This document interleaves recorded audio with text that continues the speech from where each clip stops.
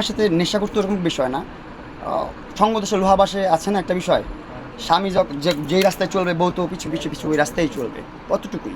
তেমন আমার বোনের এখন না, আমার জন্যই নষ্ট হয়েছে। দ্যাটস সবচেয়ে বেশি আমি আমার মাকে আর আমার ওয়াইফকে মিস করছি। না সেটা জানি না। মৃত্যু, মরণ, এই দুইটার মধ্যে কম্পেয়ার চলবে না। মা ওয়াইফের মধ্যে কখনো কম্পেয়ার করবেন না আপনারা। এটা দোষটা আমার নিজেরই। আমি মাত্র অতিরিক্ত ভালোবেসে ফেলছি, অ্যান্ড যখন কষ্ট পাইছি তখন কী করবো বুঝি নাই, তখন নেশা করছি।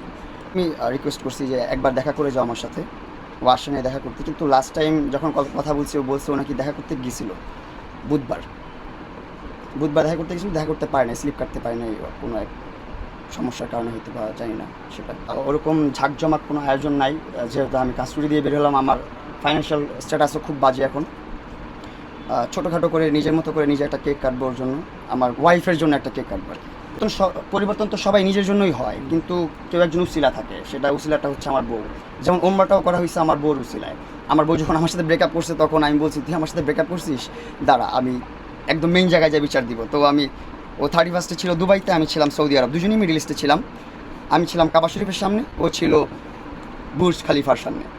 সো দেখেন, ও কিন্তু বলছে আর তোমার সাথে সম্পর্ক রাখবো না। আমি যখন আল্লাহ পাকের কাছে বলছি যে ওকে আমি চাই, ওই দুবাই থেকে উঠতে উঠতে ছুটে ছুটে নায়িকার মতন আসছে বাংলাদেশে আমাকে বিয়ে করতে, দেন এসে বিয়ে করছে।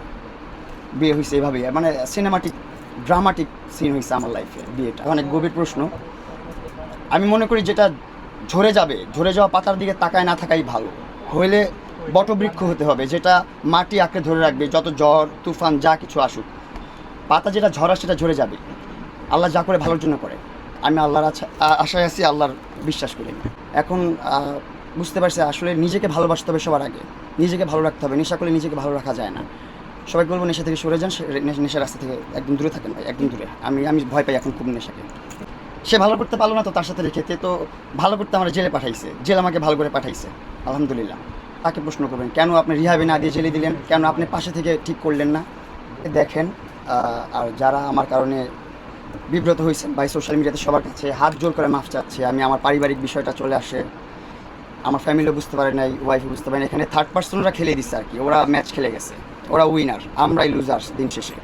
সবার কাছে সরি গাইস। ভালো কিছু করব। আমি খুব সুন একটা ক্লোথিং বিজনেস শুরু করব, হয়তো বা ফিজিক্যাল শপ দিতেও পারি, নাও দিতে পারি, কারণ ফাইন্যান্সিয়াল অবস্থা অত ভালো না। গাড়িগুলো বিক্রি করতে পারলে, বাইকগুলো বিক্রি করতে পারলে ফিজিক্যাল শপ দিয়ে দিব, অথবা অনলাইন শুরু করবো, বাসা থেকে শুরু করবো। আপনারা সবাই সাপোর্ট করবেন আমার ক্লোথিং বিজনেসকে। নাম হবে প্রিন্স পার্ককে সবাই সাপোর্ট করবেন। সবাই আমার ক্লোথিং ব্র্যান্ড থেকে শার্ট প্যান্ট আরও ইত্যাদি যা যা লাগে সব কিছু কিনবেন।